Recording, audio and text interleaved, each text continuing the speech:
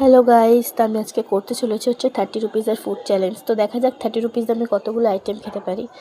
তো ফার্স্টে খেয়ে নিয়েছিলাম হচ্ছে একটা মিষ্টির দোকান থেকে 10 টাকা দামের ফ্রুটি নিয়ে নিয়েছিলাম।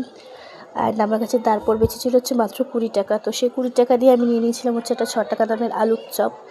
তো সেটা খেতে খেতে আমার হাতে বেঁচেছিল মাত্র আর 14 টাকা। তো সেই 14 টাকা দিয়ে 5 টাকা দিয়ে আমি একটা মাঞ্চ নিয়ে নিয়েছিলাম। অ্যান্ড দেন আমার হাতে বেঁচেছিল হচ্ছে মাত্র আর 9 টাকা। তো সেই 9 টাকা দিয়ে আমি নিয়ে নিয়েছিলাম মাঞ্চ খেতে খেতে একটা পাশের দোকান থেকে কুরকুরে। তো সেটা নিয়ে আমি ভাবছিলাম যে আমার হাতে তো মাত্র 4 টাকা পড়ে আছে, তো সেটা দিয়ে আর কি খাওয়া যায়। দেন কুরকুরেটা খেতে খেতে আমার কিছুই আর মাথায় আসলো না যে এটা খাওয়া যায় 4 টাকা দিয়ে। তো আমি 5 টাকা দিয়ে নিয়ে নিলাম একটা জেমসের প্যাকেট। তোমরা অবশ্যই জানিও যে 4 টাকা দিয়ে আর কী খেলে ভালো হতো। তো জেমস অ্যাজ ইউজুয়ালি যেমন খেতে হয় সেরকমই খেতে ছিল। এটা আমার লাস্ট ফুড আইটেম ছিল।